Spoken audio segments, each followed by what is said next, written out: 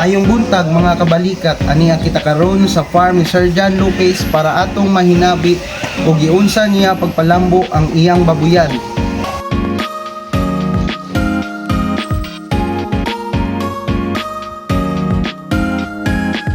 Maayong buntag mga kabalikat, ani ang kita karon para atong mahinabi si Sir John Lopez kung giunsa niya pagpalambo ang iyang babuyan. Sir, anong isulod ka sa negosyong pagpapaboy? Isulod ko sa pagbababoy ng good day. Ang gusto na ko ba nga ako extra income o usap po ba magatabang ta, makatagtag trabaho unya dahil lang makatabang po ta sa ato gobyerno kaya nag-shortage mo ta sa baboy doon na nag-i-estate lagi o galing nakita mo po na ako nga naaman yung potential yun nga mo income.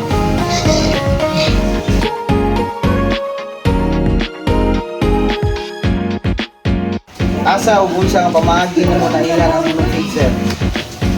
Ang una gid sa uno piece kay dahil upod na piece gid akong andan pagtugon ako sa mga pagbuhi og baboy. Kadiyang ngayon ito dali sa kuha aron mag-convince aning uno piece.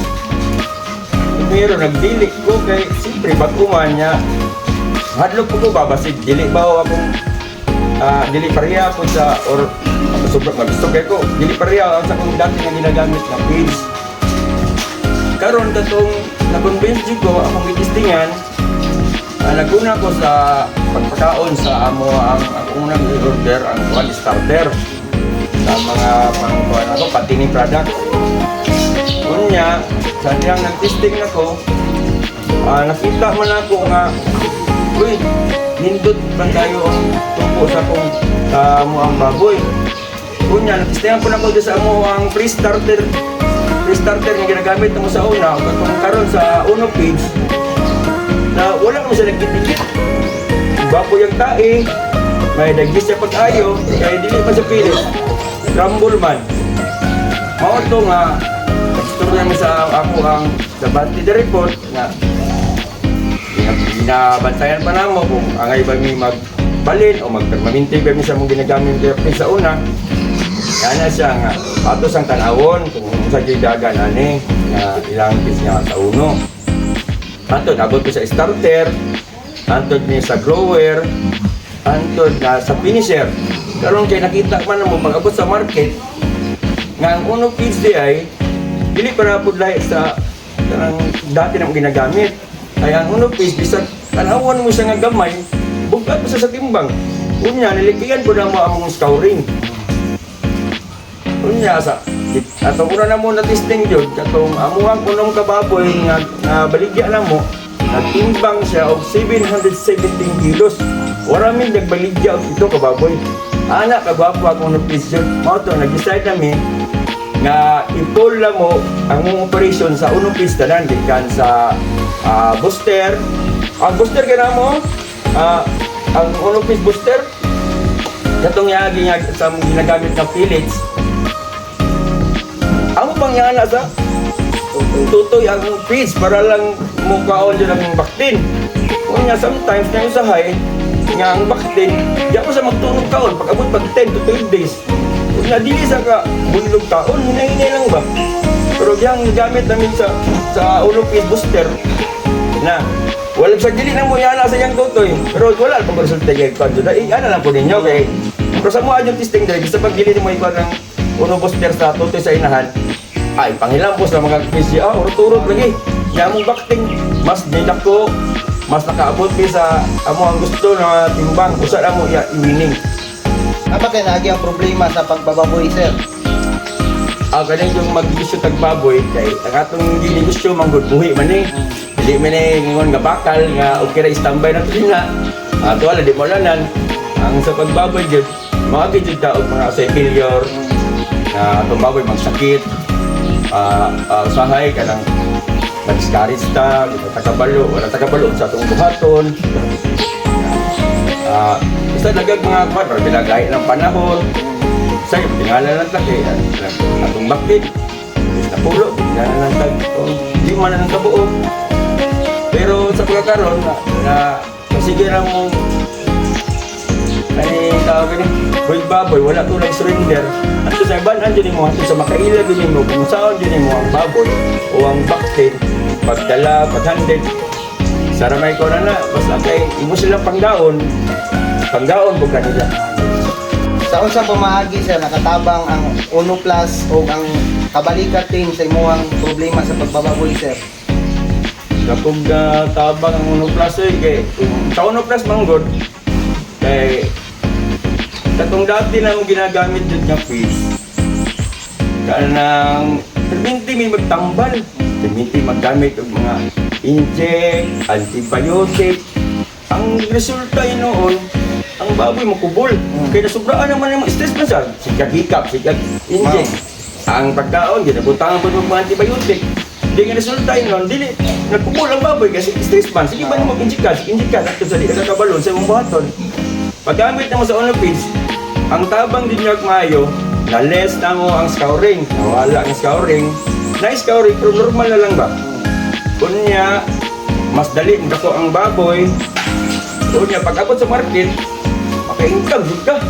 Manang ganahan juga ba? Modasin niya juga po inoon. Kung saan natabang ni Uno Plus sir sa pagpalambo o padako og income sa imong babuyan. Maayo ang mga plus page kay sa karon, itong last nagbaligya mang good me, imbes ang una-una na mo sa imong pagbaligya, nara sa 90 kilos, baligya na ginigya, di ba? Oo. Papunta na to, magbaligya kag ng pulo. Niya ang 5, kaabot og 90. Ang 5, 80. Di, okay na. Pero wala. Sukat paggamit mo sa Onopids, ang natabang dyan niya, mas nilabaw pa ang timbang sa among iasahan. Imbis niya 90 to 95 lang dapat, niabot siya, ang pinakadako 132 kilos, ang pinakagamay na mo is 103 kilos lang. Wala gi-spec sa kung una bangin na ang Onopids. Tanawon ni mo siya, macho. Mas musamot pa din timbang, mas bukat pa din siya. Meter ang Onopids. Kumusta ang kalidad sa feed sir? Sa kalidad sa feeds, dugay na mo ginagamit og lain nga feeds po. Ang tumiag sa isa, di na ko masulti unsa nga pangan sa feeds, pero ginagamit ko sa nga dugay na po. Naka-experience ko nga giuli na ko. Kaya pagpakaon na ko, dahil siya urag lang ito, ay siguro, like siya, kaya may laman mo sa baboy ka, wala man ikaon, na ikaw, tagiya, wala na pala, kagkaon, ang baboy, nagsakit na eh. Anong timi-timi lang ang pagkaon ba? Mao to nga, giuli na ko, kaya ikaw, at ginistan po nila.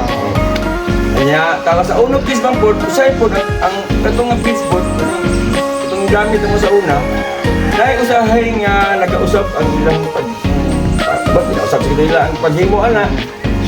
Kasi mag-usap-usap pa ng tae. Dili pa rin sa Onopids, ang Onopids, nakita, aron kaya kabalo naman ko sa pagtanaw, kung karos naghimo, karos sa dibuhat. Pag-abi na ko, ginasimot pa na ko ang page, humot, unya, dali may digest, unya ang tae, gwapong kalidad, unya, presko perminti, ang ginadeliver sa kuha. Kay 1 week naman ang pagitan sa paghimot sa page. At least, presko siya perminti bago perminti. Kamusta ang support sa mga technician na to sir sa Onopids? Sa Onopids, siguro sa kanan mga nag-kuha ng pagkaon na, medyo mga technician, lain nga mga produkto, kaya nag-isting nga medyo.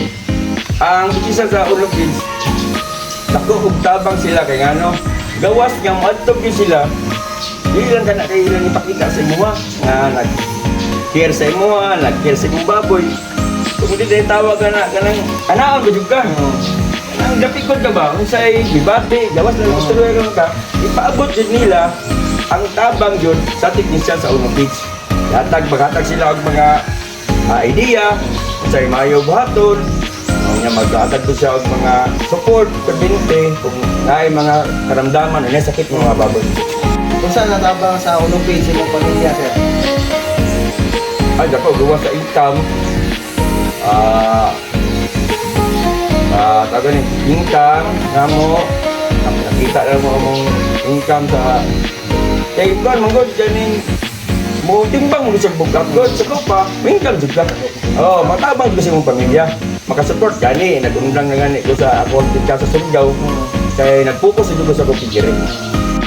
Unsa imong mensahe sir sa mga tao nga nagaplano pang magbuhi og baboy? Mensahe. Ako lang mensahe sa ilaha. Ang una dun ko na mo na magbabuyan ka. Magsugod ko sa pagbuyan. Labi na yung mga dawaton din pasahay na yung mga negatibo or positibo may tabuan na. Mag-una sa negatibo nga may tabo, tama na magsakit atong baboy. Sabi din na, dili na dayon ma-discourage. Puro alam din sa television na yun sa inana. At least, mo gusto ko juga. Kunya, dito mo undang apil og mga seminar sa mga hog racing, sa pagbuhi og baboy, sa pagkuan. Kung may mo gani, usa ka masugod ana, planuhon din mo pag-ayot. Planuhon nimo ang tulungan, kalidad sa mga bakting nga imong paliton, dili ka patakaog palit sa imong silingan nga. Ami bakted dali wala na. Dili ka day magpalit na. Kinalan planuhon nimo, ang una gyud planuhon nimo ana, kulungan. Una, kulungan. Sunod, quality sa bakting nga imong paliton. Ang katulo ana, unsaon nimo pagpanako nga mahilikay ka sa sakit. Kay baro pa na lang kalaban na ng racing dot magsakit. Wala lang dili ba ta ana kung sakit sila makuhaan mag-isa. Siyempre ikaw ma-discourage sila sa diya. Basta baro na akong sulti. Una, kulungan. Sunod, na kay kulungan. Ang design sa kulungan, kinala plaster. Sa paglabay sa way, sa mga tae.